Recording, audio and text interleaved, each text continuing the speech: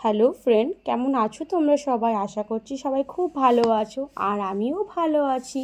তো আজ হচ্ছে শনিবার, আর এখন বাজে সকাল 8টা। তো সকাল সকাল তো আমি ব্লগটা শুরু করছি এখন। আর এই যে দেখো, আমি এখন চুলটা আঁচড়ে নিচ্ছি। আর আজকে জানো বন্ধুরা, স্কুল বেটুদের ছুটি ছিল যেহেতু, তো খুব ভালো হলো। আজকে একটু দেরি করেই ঘুম থেকে উঠেছি, অন্য দিনের মতো আর দেরি করে উঠতে হয়, তাড়াতাড়ি উঠতে হয়নি সকালে। এখন যদিও হাজব্যান্ড জলটা ভরে দেয় টাইম কলের, যেহেতু 5টার সময় কল করে, তো ওই 6টার সময় উঠে জলটা নিলেই হয়ে যায়। তো এখন হাজব্যান্ডই ভরে দেয়, কারণ কি অনেক সারাদিনের একা হাতে সমস্ত কাজগুলো করতে হয় বলে খুব কষ্ট হয়। তো আমি ওকে বলেছিলাম তো জলটা ভরে দেয়, সুবিধাই হয় একদিক থেকে। এত কেন বদমাইশ করছিস, ফাঁকিবাজ কেন করছিস? দাদা আমি তোকে দিচ্ছি, দাদা একটু পড়াগুলো করে না বাবা।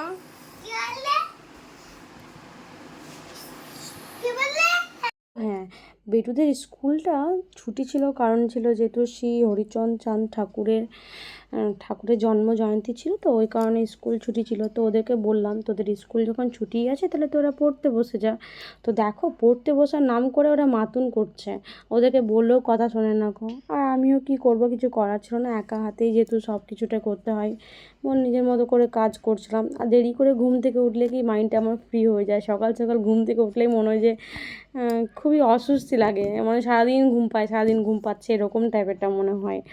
আর সমস্ত কাজ হয়ে গেছে, রান্নাও হয়ে গেল, বাসনগুলো এই যে ধুয়ে নিচ্ছি, ঘরটা মুছে নিলাম। বাসনগুলো এবারে গুটাবো, যেহেতু বাসনগুলো তো এক জায়গায় জায়গাটা যেহেতু ছোট্ট, তো তো এক জায়গায় সব জমা করে রেখে দিলে খুব প্রবলেম হয়ে যায়। দিয়ে ওই জন্য বাসনগুলো ভাবি জল ঝরে গেলেই আমি বাসনের ঝুড়িতে রেখে দিই। আর ঘরটা মুছে নিলাম, কাপড়গুলো কেচে নিলাম। তারপরে বেটুদেরকে আনতে গেলাম, বাবাকে খাবারও দিয়ে চলে এলাম, আর বেটুদেরকেও নিয়ে চলে এলাম। আর এই যে দেখো, সবজিটা জানো তো কি ভাগ্যিস আমার পড়ে যায়নি, ক্যাসারোলের মধ্যে ছিল, মানে ক্যাসারোলটা সরি, জলের ওপরে ফিল্টারটার ওপরে ক্যাসারোলটা রাখা ছিল, আর এমনভাবে উল্টে গেল তরকারিটার মধ্যে, ভাগ্যিস তরকারিটা পড়ে যায়নি, নাহলে আমাকে আবার সেই নতুন করে তরকারিটা বানাতে হতো। কী যে এটুকু জায়গার মধ্যে না কোথায় যে রাখবো আমি বুঝতে পারি না, খুবই প্রবলেম হয়ে যায়। তো যেমন তেমন ওইগুলোর মধ্যেই ম্যানেজ করে রাখতে হয় আমাকে, কিছু করার নেই। আর এখন এই যে বাবার জন্য খাবার পৌঁছাবো গো। কালকে আমি খাবার করেছিলাম কুমড়ো সজনে ডাঁটা দিয়ে তরকারি, আর নিম পাতা বেগুন আলু দিয়ে ভাজা, আর বিউলির ডাল করেছিলাম। গরমে বেশি কিছু খেতে চাইছে না, বাবা বলছে একদম সিম্পল খাবার করবে। তারপরে কিছুক্ষণ পরে তোমাদের দাদাভাই দই এনেছিল, টক দই মিষ্টি দই, ওই টক দই মিষ্টি দই দুটোই ভাত দিয়ে খাওয়া হলো। কারণ কি একটা তরকারি আর এই সব দিয়ে না খেতে দেখবে একটু ভালো লাগে না, অস্বস্তি লাগে।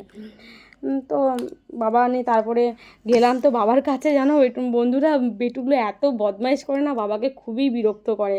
বাবা বলে এতটা সহ্য করে থাকে, আমি জানি না, বাবা খুব সাপোর্ট করে আমাকে। এটার একটা কাহিনী আছে, গল্প আছে, যেটা আমি তোমাকে পরে একদিন তোমাদের সবাইকে শেয়ার করব, তোমাদের সবার সাথে শেয়ার করব।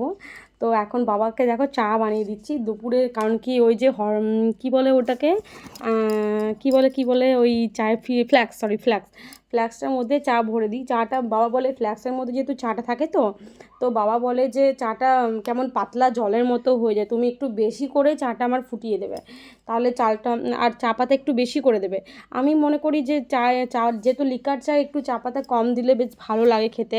তো বাবা বলছে একটু গাঢ় যাতে হয়, মানে ফুটে ফুটে যেন একটু গাঢ় হয়ে যায়, কালারটা যেন ডিপ হয়। তো আমি ভাবি যে এত গাঢ় করলে তিতো লাগবে না, কষা ভাবটা লাগবে না, কি জানি বাবা বলে একটু বেশি করে চিনি দেবে, আর চা পাতা একটু বেশি দিয়ে বেশি করে ফোটাবে। আর এই যে দেখো আমাদের বাড়িটা যেহেতু কমপ্লিট এখনও করতে পারিনি, কিছু টাকার জন্য প্রবলেম হয়ে, মানে বাড়িটার কাজ বন্ধ হয়ে আছে। আজ হয়ে গেল, ডিসেম্বর থেকে কাজ আমাদের শুরু হয়েছে, এখনও হয়নি। আর বাবার বাড়ি চলে এলাম। দেখো বন্ধুরা, বেটুরা কতটা বদমাইশ করছে, তোমরা শুধু দেখতে থাকো। এত বদমাইশ করে না, বাবাকে একটা লাঠি রাখতে হয় ওদেরকে মারার জন্য। কিছু করার নেই, যেহেতু ওরা খুবই বদমাইশ। একজন ছিল তখন মানা যেত, এখন তো আবার দুজন, আরও বেশি বদমাইশ। ওকে দেখে ও বদমাইশ করে, ওকে দেখে ও বদমাইশ করে, ঝাপা লাপা ঘাড়ে মুড়ে ঝাঁপিয়ে একাকার করে দেয়, বাবাকে তো বিরক্ত করে দেয়। আর এই যে দেখো আমি ভয়েস ওভার দিচ্ছি আর আমার সামনে যেহেতু দুটো বেটু শান্ত হয়ে বসে আছে, এখন ওদের চিৎকার করতে মন হচ্ছে। তো আমি ওদেরকে বলছি কেন চিৎকার করছিস বাবা, কাজ করছি তো।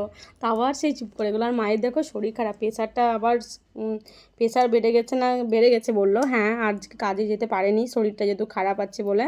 বললাম ওষুধ টষুধ খেলে, বলছে হ্যাঁ খেলাম, ওষুধ খেলাম, আজকে কাজে যায়নি, শরীর একদমই খারাপ আছে, তো ওই জন্য শুয়ে আছে। মা আজকে খাবার নিতে যায়নি, আমাকে খাবার দিতে আসতে হয়েছে, নাহলে অন্যদিন মাই খাবার নিয়ে আসে, যেহেতু কাজে যায় ওই পথেই মা খাবারটা নিয়ে নেয়।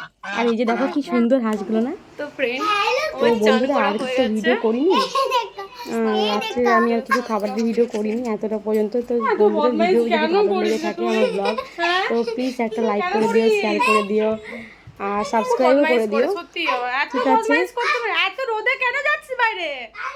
এবারে ঘরে আয়, খাবি তো। 2টা বেজে গেছে, কটা বাজছে? 2:10 বাজছে, চলে আয়, খাবি আয়।